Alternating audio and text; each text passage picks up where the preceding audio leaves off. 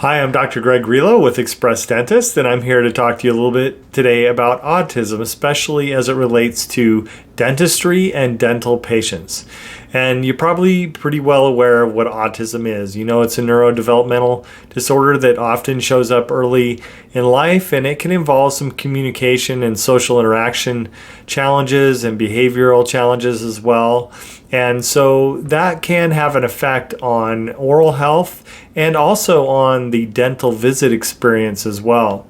So some of the things that we tend to see in people with autism include cavities, and some of this is related to the challenge that they have with brushing and flossing and poor motor coordination, and also often a high sensitivity to even the taste of toothpaste, for example.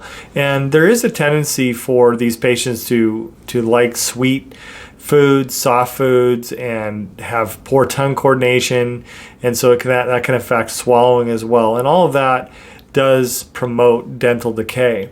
There's also the risk of gum disease, very similar to cavities, and for some of the same reasons.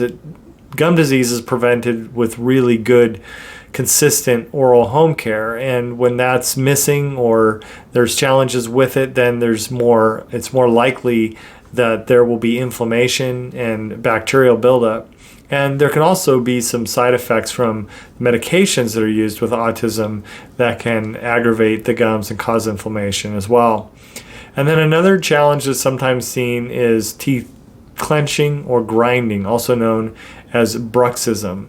And this can cause pain in the teeth and cause headaches, facial pain, and some different arthritic type conditions in the jaw joints. And so this can be something that needs to be managed as well, and there are ways to do that. And the other thing that's sometimes seen is dry mouth, also known as xerostomia. And this is most commonly related to some of the medications that are used to help with autism. There's another condition, it's an eating disorder, and this eating disorder is really characterized by people trying to eat things that they shouldn't be eating. So dirt, clay, and flaking paint is another example. Obviously, these are substances that can cause problems to the teeth and to general health as well. Tongue thrusting is something that sometimes happens, and it's when the tongue comes too far forward in the mouth and really pushes against the front teeth. This happens when there's swallowing and speech, and sometimes just as a habit as well. And this can cause the upper teeth in the front to push forward, actually the jawbone to push and grow forward, and it can lead to an overbite. So that's something that we like to try to identify in children. There are ways to help with that. And then, of course, you always worry about patients injuring themselves, and so they may pick or rub at certain things, especially in the mouth, and the tissue is very fragile there, and so they can cause some ulcers and some damage, and we have seen that as well. And so these are all things that can be risk factors when people are dealing with autism. And as I mentioned earlier, there are some medications that can cause a number of oral health conditions, the most common being xerostomia. You may remember is dry mouth. When your saliva dries up, your mouth becomes more acidic and there's less cleansing, and when it becomes more acidic, your teeth are more likely to decay, and so that can be a real problem for anybody, whether they have autism or not. And so there are some things around dental visits that we like to consider when we're dealing with patients that have autism. The communication is very important. We want to always try to build trust and cooperation with our patients, especially with people with autism. We're going to use simple vocabulary. We're going to keep it short and sweet in a sense, and just communicate in advance so everybody knows what's going on, especially the caregivers. We want patients to have a familiar feeling with the dental office, so that even the sounds, the smells, all of it. So sometimes a tour of the office, maybe an introductory visit, that can be helpful depending on the severity of the autism. And we also want to use positive reinforcement. Really, anytime we see good behavior, we're going to make sure that is reinforced. And patients with autism often respond good to voice control, just very simple cues. For example, please turn this way. Making it clear, that can be very helpful, and these are things that we like to do. And then distractions, that can come in different forms. So maybe it's just music, or maybe they bring their favorite teddy bear or something like that. And sometimes those little things that just create a familiarity and a distraction can be very, very useful. There are times when dental sedation plays a role, and this really depends on a number of factors, but it's something to talk about with your dentist. Sometimes just a little bit of sedation, maybe nitrous oxide, laughing gas, just enough to take the edge off and help someone have that level of sedation is enough. But there are other forms with a deeper sedation, or even a general anesthesia where you get a dental anesthetist involved. There are times where that just makes the most sense.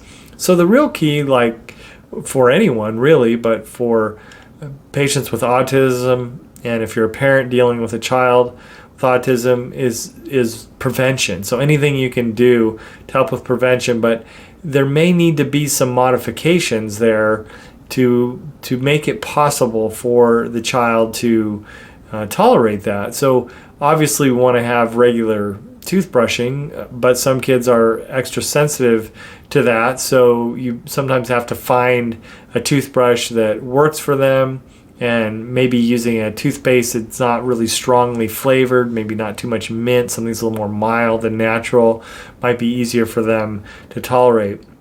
And some people with autism do really well with a schedule and knowing, like a checklist or a calendar.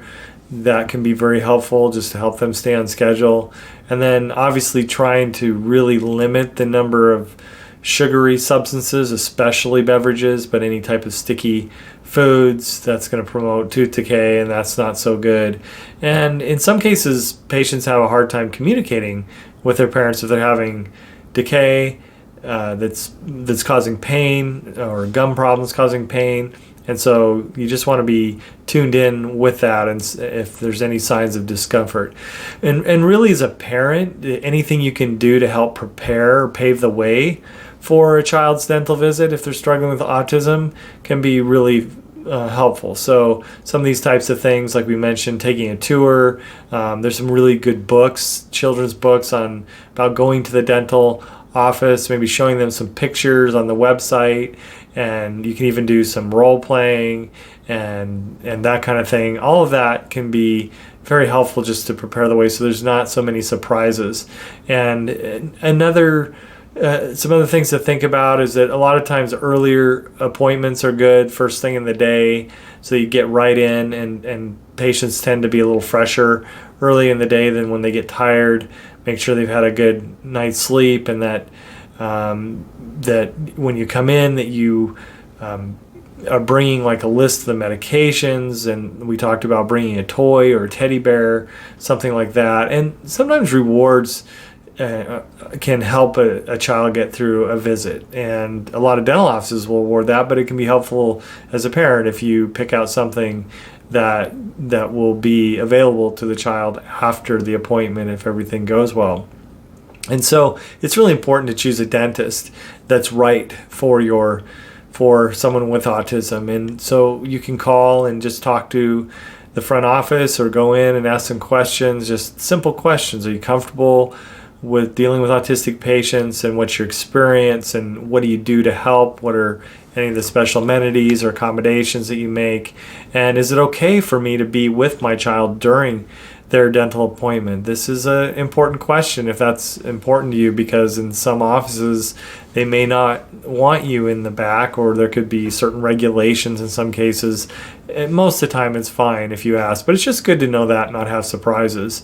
And making sure that maybe they're going to see the same people each time they come in. That familiarity can also be really, really helpful. And so obviously Autism is complex, and every case is a little bit different, but it's important to find a dentist that can understand what the condition is and how to deal with it, and will work with you to help your loved one get through dental visits and maintain their oral health in a way that really affects the rest of their life. So Express Dentist, we have a trusted network of dentists and specialists across the nation. Please feel free to reach out. We can help you get connected with the right resources so that you can help your family maintain their oral health for a lifetime. Thank you and take care.